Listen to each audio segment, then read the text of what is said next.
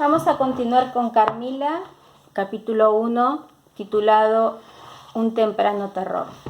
Comienza diciendo así: aunque en ningún sentido somos gente poderosa, en Estiria vivimos en un castillo o schloss.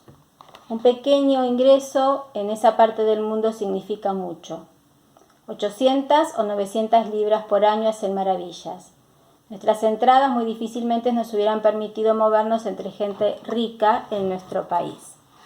Más adelante dice que vive en una residencia feudal.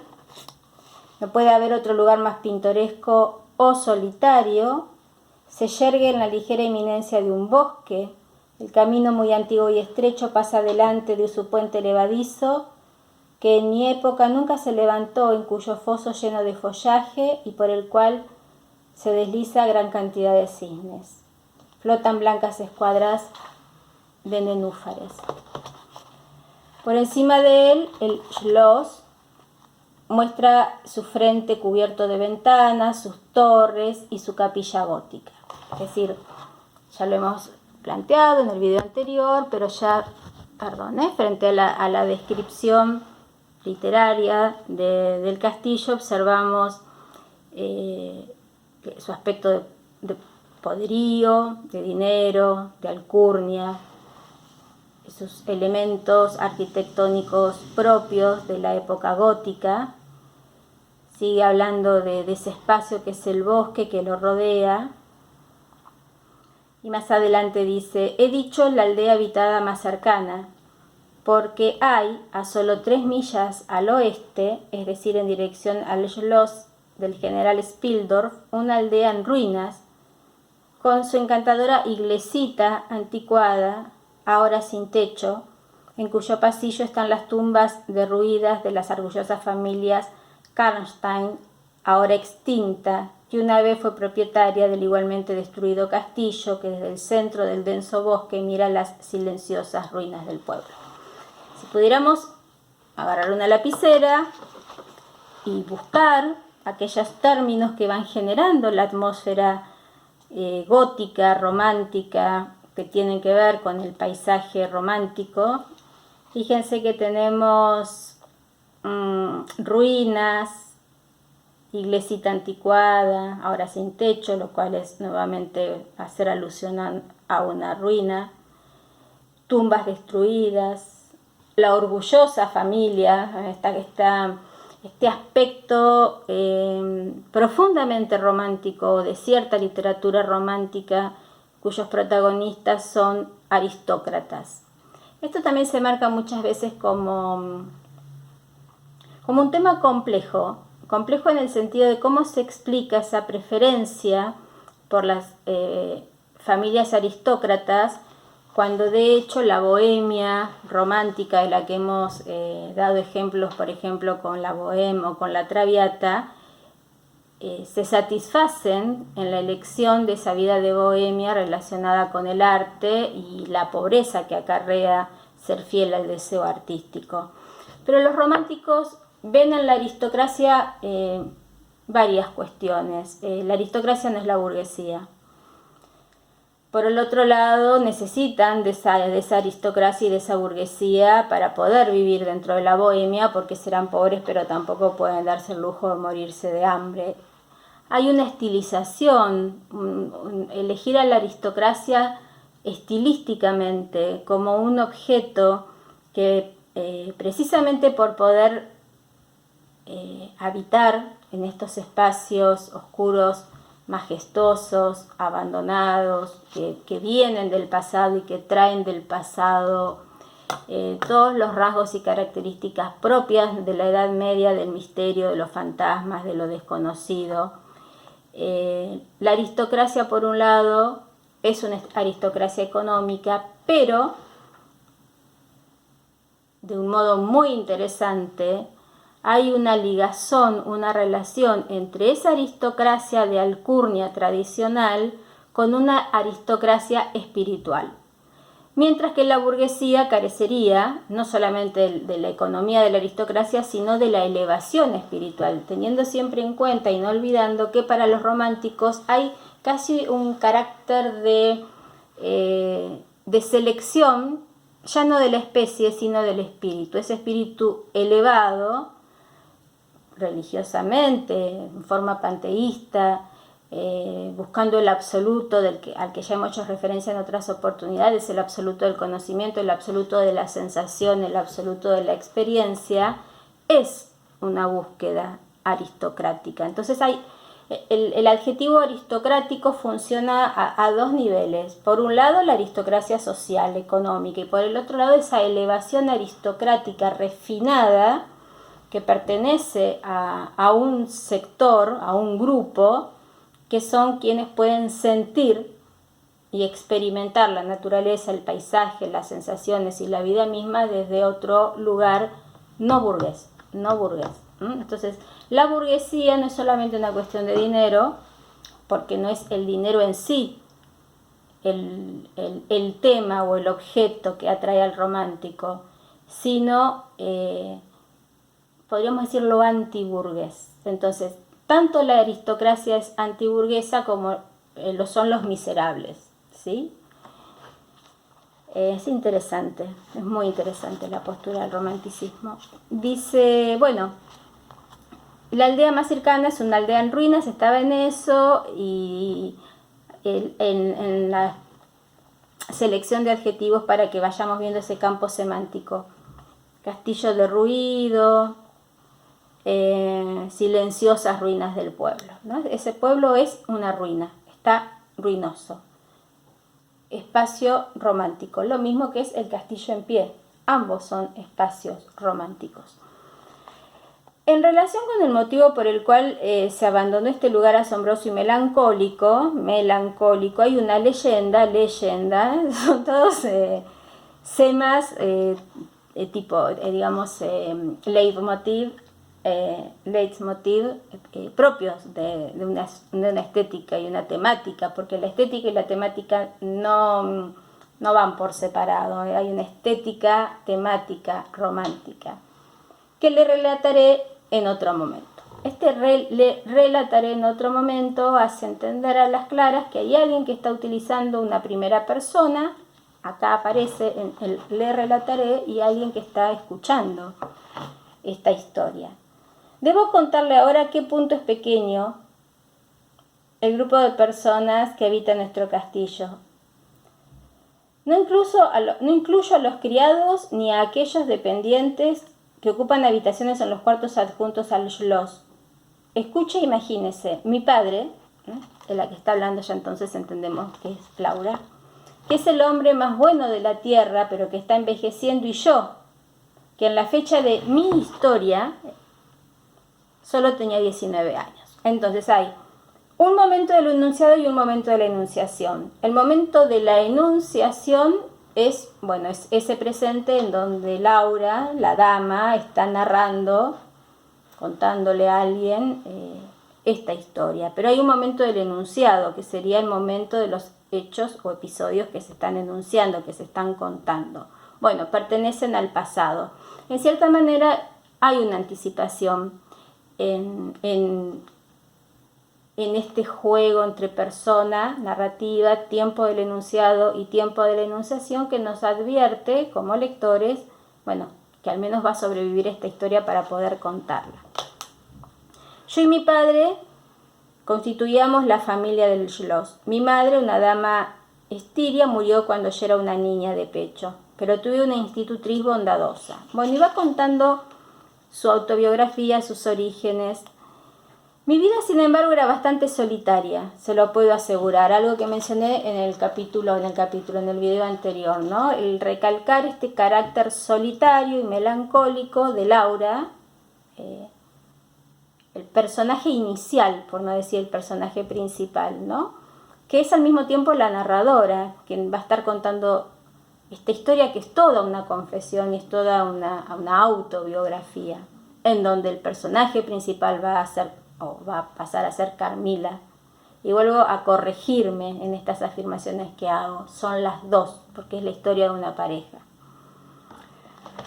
Mis institutrices tenían tanto control sobre mí como puede conjeturar que tales personas lo tendrían en el caso de una chica bastante malcriada, cuyo único progenitor le permitía salirse en casi todo con la suya. Acá tenemos la rebeldía del personaje, algo, o bien podría ser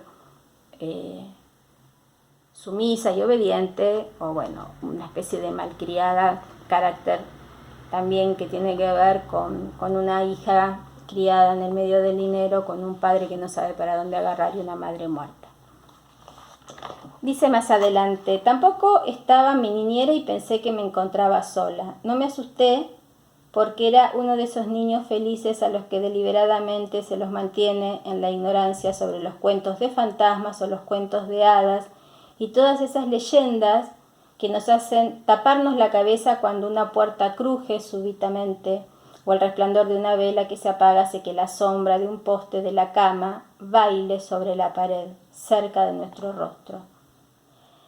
En realidad, comienza un poquito más arriba la importancia de este párrafo. Dice, el primer incidente de mi vida que produjo una terrible impresión en mi mente, la cual en rigor nunca se borró, fue uno de los acontecimientos más tempranos de mi existencia que puedo recordar.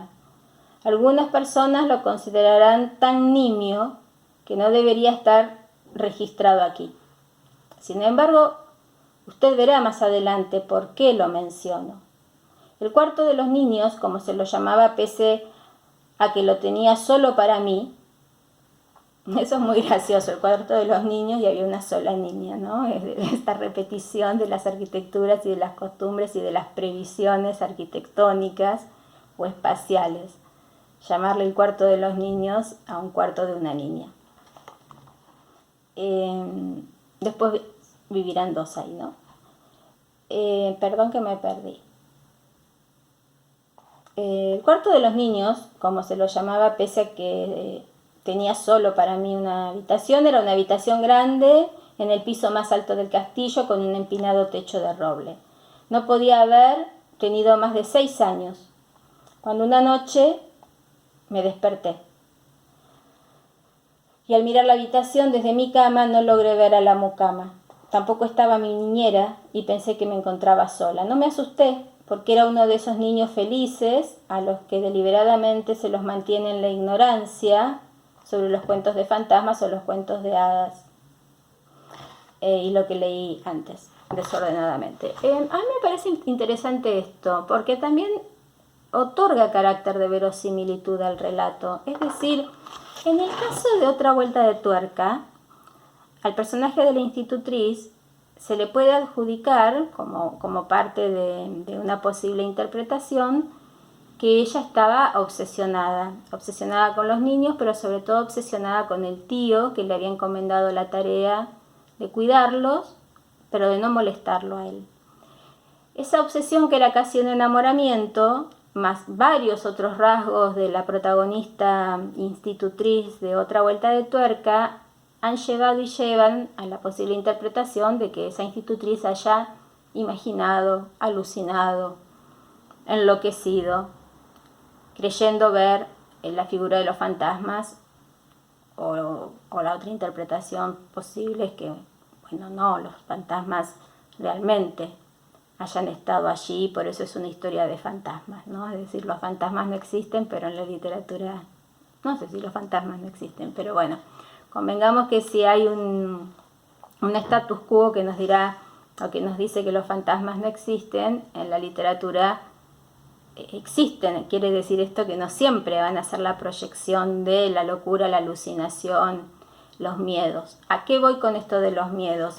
Lo que acá el personaje de Laura está queriendo dejar en claro es que en su educación no existía ese miedo, ese temor que podría llevarla o inducirla a creer, ver o imaginar seres extraños, fantásticos, fantasmagóricos o vampiros. Un modo de adelantar que cuando ella luego vaya a vivir esa experiencia no tiene nada que ver con una imaginación nutrida en esas imágenes, sino casi podríamos decir en una mente, en una cabeza, en una imaginación limpia de posibles alucinaciones, porque no fue alimentada con esas alucinaciones o con esos temores. Es importante porque ahí también vamos a encontrar un rasgo de verosimilitud, acentuar o pintar las características del personaje como un personaje no temeroso y no criado en la imaginería fantasmagórica. Dice, esperen, y todas esas leyendas que nos hacen taparnos la cabeza cuando una puerta cruje súbitamente o el resplandor de una vela que se apaga hace que la sombra de un poste de la cama baile sobre la pared cerca de nuestro rostro. Me sentí molesta e insultada al descubrir, según lo creí, que me habían descuidado.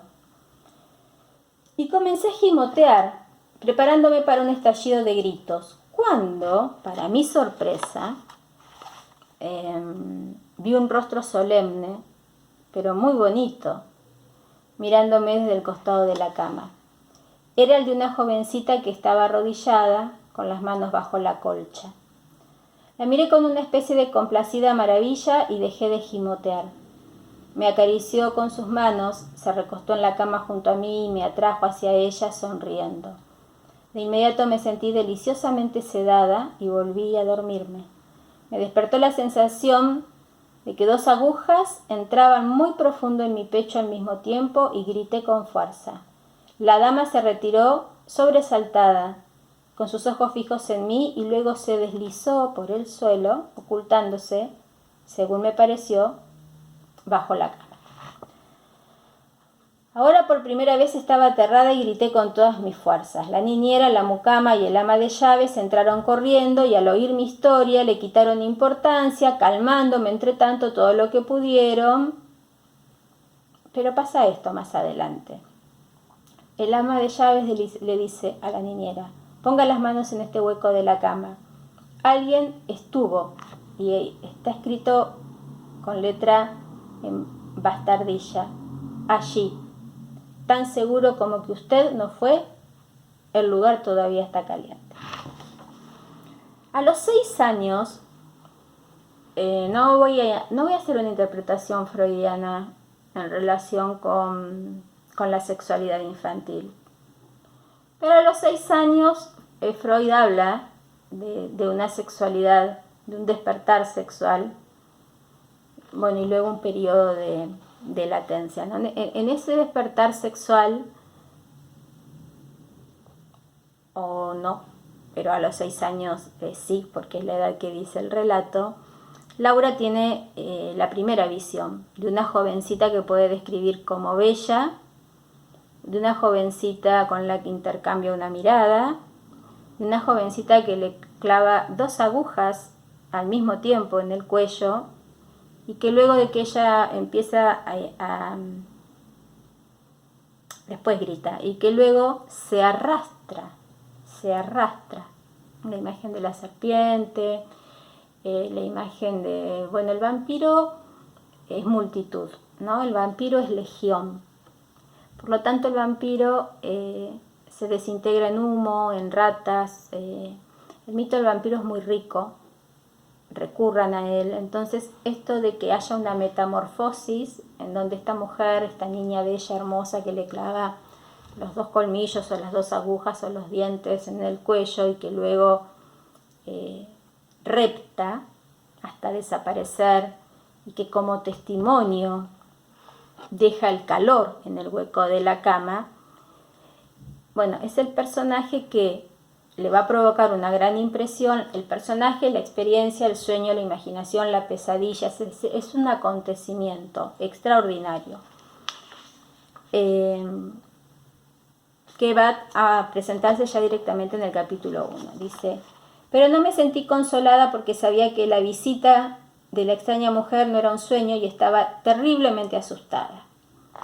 Y al final, voy salteándome partes, al final del primer capítulo dice: Recuerdo con total claridad el pensativo rostro dulce de ese anciano de cabellos blancos, con su casulla negra, cuando estaba en ese cuarto tosco y alto color marrón, con sus pesados muebles que estuvieron de moda hace 300 años rodeándolo y la escasa luz, entrando en la atmósfera sombría a través de la pequeña reja de madera.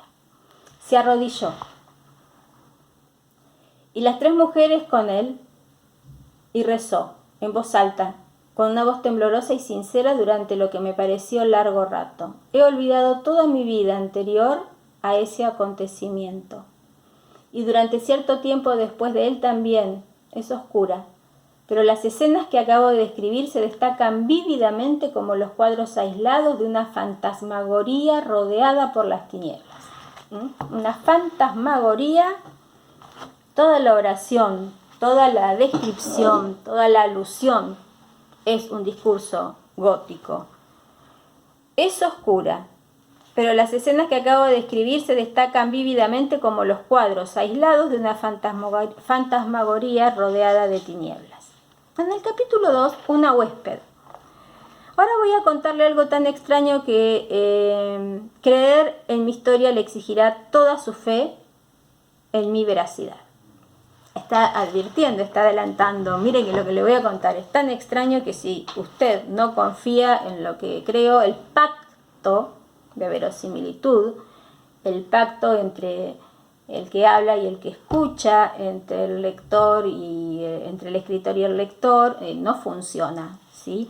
Quizás uno de los géneros literarios o el género literario por antonomasia que presenta este pacto de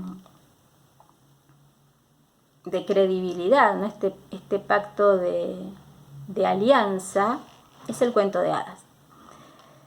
El cuento de hadas tiene una fórmula de apertura, la famosa fórmula de apertura que dice había una vez, y si pudiéramos agregar en un país lejano, que en cierto modo ese es el que tomó Cervantes para decir en un lugar de la Mancha de cuyo nombre no quiero acordarme. Es decir, es prácticamente decir en cualquier lugar, en un lugar lejano sucedió esto. Esa fórmula narrativa es una fórmula casi convencional, pero por sobre todas las cosas de pacto, de credibilidad. Esto que te voy a contar es una historia, pero tenés que creerla, porque si no la historia dejaría de surtir su efecto. Entonces, Laura, en este capítulo 2, que se llama Un huésped, le está diciendo a su escucha, voy a contarle algo tan extraño que creer en mi historia le exigirá toda su fe en mi veracidad. No es solo verdadera, sin embargo, sino una verdad de la que fui testigo presencial. El famoso yo lo viví en persona. Es decir, nadie me puede decir lo que yo experimenté, está diciendo la protagonista. El general Spildorf no puede venir a quedarse con nosotros tan pronto como lo había esperado, dijo mi padre. Bueno, acá el tema es que la jovencita, que no conocía, la hija del general Spildorf, no puede ir a visitar, no puede quedarse un tiempo, una temporada con Laura porque murió. Berta se llamaba. Dice, durante los últimos días de la enfermedad de la amada Berta, no pude escribirle. Antes de ese momento no tenía idea del peligro en el que se encontraba. La he perdido y ahora me entero de todo demasiado tarde. Murió en la paz de la inocencia y en la gloriosa esperanza de un futuro bendito. El demonio que traicionó nuestra imprudente hospitalidad lo hizo todo. Pensé que estaba recibiendo en mi casa a la encarnación de la inocencia y la iglesia, a una encantadora compañera para mi perdida Berta, cielos. Qué tonto he sido, le agradezco a Dios que mi niña muriera sin sospechar la causa de su sufrimiento. Se fue sin siquiera una conjetura acerca de la naturaleza de su enfermedad y la maldita pasión de la gente de toda esta desgracia. Consagro mis restantes días a rastrear y extinguir a un monstruo. Me dicen que puedo tener esperanza de lograr mi justo y piadoso objetivo. En este momento apenas hay un rayo de luz que me guíe. Maldigo mi soberbia incredulidad, mi despreciable afectación de superioridad, mi ceguera, mi obstinación. Bueno, todo esto lo escribe el padre de Berta cuando le envía una carta al padre de Laura diciéndole que su hija ha muerto, bueno, de una muerte que luego nos enteraremos cuál fue. Es el riesgo que está corriendo o que va a correr a partir de la llegada de Carmila, Laura. Una de las características, de las muchas características del paisaje romántico tiene que ver con la luna, ¿no? Sobre todo con la noche, y bueno, uno de los astros que más representan metonímica y metafóricamente a la noche es la luna. La luna como misterio, la luna como mensajera, la luna iluminando los paisajes nocturnos. Y en el capítulo 2 hay un pasaje muy interesante. Dice, voy a leer. Sobre los terrenos bajos y cubiertos de pasto, una delgada película de niebla se levantaba como humo, marcando las distancias con un velo transparente, y aquí y allá podíamos ver el río resplandeciendo débilmente a la luz de la luna. Una imagen nocturna, un río, un humo, la oscuridad, la luna. No es posible imaginar una escena más serena y más dulce. La noticia de las que me acababa de enterar la hacían melancólica. La melancolía es el mal del siglo, según los propios románticos y aquellos que teorizan acerca del periodo romántico. Pero nada podía perturbar su profunda calma o la gloria encantada y la vaguedad de la perspectiva.